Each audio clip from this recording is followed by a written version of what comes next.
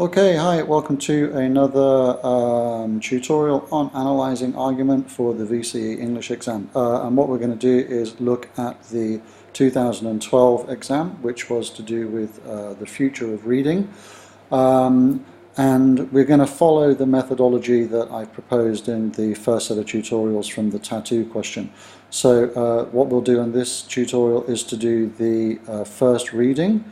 And the first reading is going to be to extract the big picture points if we think about that microscope analogy.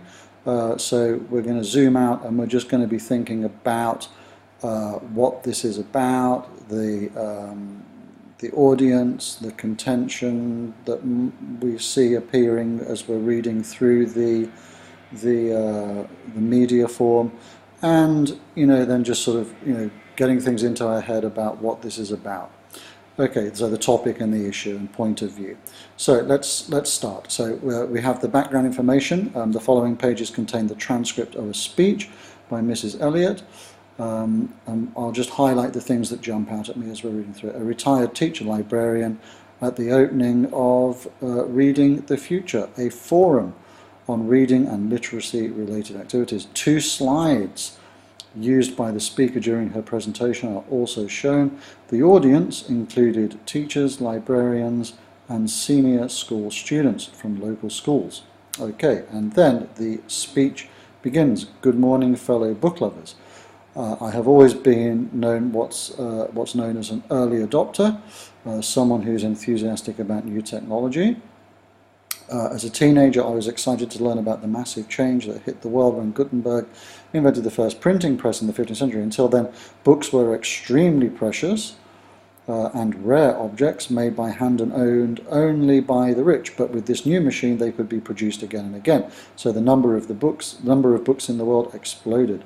I like change. So when electronic books arrived, I rushed out to buy an e-reading device. I thought making books easier to get, cheaper to own and more convenient to carry had to be a good thing. I wanted to be free of the expense that goes with a lifetime of book buying, and I wanted effortless library borrowing and effortless return of books. I imagined children setting off to school without the terrible burden of their great big textbooks. Okay, so there's the first part of the speech from Mrs. Elliot. And here we already get an idea of what this speech is about. It's about new technology, and in particular e-books and electronic books. And here we see Mrs. Elliot is quite enthusiastic and excited about the e-book to start with, given the qualities or the virtues that are promised by it. What we'll do is we will carry on reading through the media form. Just one second. Okay, Mrs. Elliot continues as follows. Like many of you, I'm an enthusiastic reader, and I see books as a doorway to other worlds that we actively create in our imaginations using someone else's words.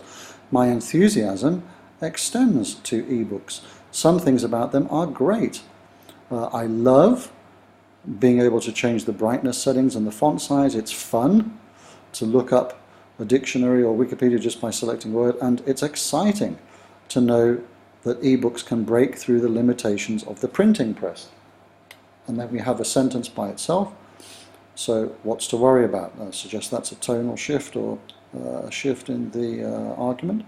Well, I do wonder about the video and animated images that some e-books will contain. They might become a kind of substitute for genuine reading. Recently I saw a TV ad showing a child all alone looking at a tablet device. At first I thought he was reading, but he wasn't. He was viewing. So we've got this idea of viewing versus reading. Some might say experiencing computer-generated images of dinosaurs. I don't find this exciting. To me, it's disturbing. The idea of a child passively consuming something already imagined and packaged up in a conveniently portable form, as empty and unwholesome as a packet of potato chips. Oh, there's a nice simile, isn't it? Those dinosaurs didn't spring to life in his imagination. They existed only in a high-speed wireless connection, without which they would be as dead as, well, dinosaurs. Okay, so here we see the the argument or the contention, okay, has started to change from the enthusiasm in the first part of the speech to some of the more disturbing things about ebooks that Mrs. Eliot is seeing. So let's continue to read. Okay, Mrs. Eliot introduces a slide into the speech from the presentation, which is a boy looking at a electronic device with a stack of books behind him here. So let's just leave that for the moment. Not sure quite what to derive from that, but there's obviously some kind of message from that. And I wonder about endless exposure to screens. Do we really think it will be healthy for our kids to spend hours and hours using ebooks at school on top of the time they already spend watching TV and playing electronic games? And will we then think it's okay? So a couple of rhetorical questions there. Think it's okay for them to take an ebook to bed? Okay, my generation used to laugh. Okay, now let's just flick over and we can go over the page. Hang on 1 second. So my generation used to laugh at the parents for trying to limit the hours we spent watching TV. That doesn't seem so silly now. Okay, so there's this idea of limitations. One of the things I love most about reading is the magical way it allows us to see impossible or unreal things in our imaginations, making the boring everyday world disappear completely for a while. But I was shocked to discover that some ebooks might disappear in a puff of smoke themselves. Publishers have in mind to update textbooks every year as knowledge changes. That sounds exciting, but it means you might not get to keep your textbooks permanently. Unless you paid every year, they'd vanish, recalled by the publisher and software owner. You couldn't sell them at the community second-hand bookstore, and when something went out of ePrint, how would you ever find it again? Okay, so there's some alarm being built into the speech here. There's some fear being introduced to the audience. No wonder there's a move by concerned book lovers to build huge warehouses to preserve bound books. So the contrast between vanish and preserve, disappear and preserve. They fear the loss of knowledge, history, even culture itself, as the world is flooded with ebooks that are accessible only through special software, and that depends on the computer servers of the World Wide Web. If global cyber disaster struck, the loss would be unthinkable. So that's, disaster scenario there. Okay, and then there's another slide from the presentation. Let's just get to that. The visual here repeats the same kind of warning or alarm from Mrs. Eliot, which is the book might disappear and vanish after 6 months of ownership because it's an e-book. Okay, and then Mrs. Eliot continues at the bottom, I have a fear too that e-books might increase the gap between rich and poor. Knowledge and education are a form of wealth. I hope expensive, energy-hungry e-reading devices don't become a new way of keeping some people ignorant. Okay, so there she's extending the fear of the social impact that these ebooks may have. Okay, and then let's get to the last part. Old days before mass print technology made books cheaper. Okay, and then let's continue. Recently I took the final Harry Potter story on a long and unpleasant flight to London, hoping it would shorten the trip. I opened the book and it worked. The plane, my fellow passengers, Earth below, instantly ceased to exist. Time itself began to fly.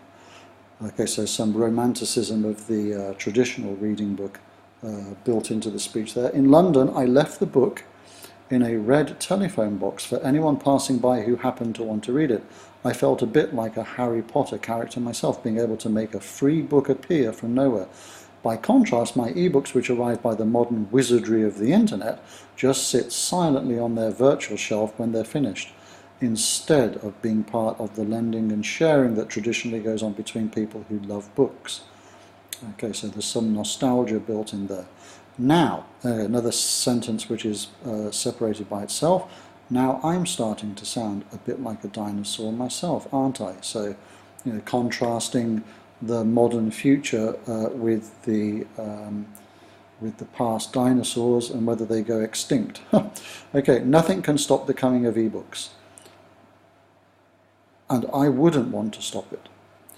I'll go on being an early adopter of new technology and new ways, but all of us who care about reading, and you young people as future leaders, so identifying the audience there and specifically the young people as future leaders, because this is about the future, we must all do what we can, very inclusive there, as this revolution rolls over us, to make sure that important things are not entirely swept away. Okay, so that is the first reading of the media form completed. Okay, let's think about what we can derive in terms of the big picture stuff from this first reading. So if we think about the big picture questions, we're thinking about what the issue might be for this particular speech, and the issue is probably the impact that ebooks are having on reading habits and society. So, you know, it's about ebooks. Okay, the point of view, okay, is about how Mrs. Elliot feels about this, and at first there's some enthusiasm and excitement about, you know, adopting new technology such as ebooks, but then she continues that there are valid concerns to have, you know, with ebooks in terms of reading, and then also in terms of the impact that they can have on society, the loss of culture and history and so on and so on. So that's the point of view. In terms of the contention, it's probably the last part of the speech, which is, you know, where she says, we must all do what we can to ensure technology doesn't sweep important things away. So it's about you know, being aware of that fact. Okay, you know, and then we've also got some idea of what the audience is at this stage as well. You know, it's readers, book lovers, other teachers and librarians, and other students too. So that's what we've gained from the first reading, as well as all of the other bits and pieces which are now going into our brains. So that's a good start. And what we'll do in the next tutorial is to do the second reading, where we are looking to derive other information to do with the tone and the arguments and the audience impact of this media. Okay, thanks a lot.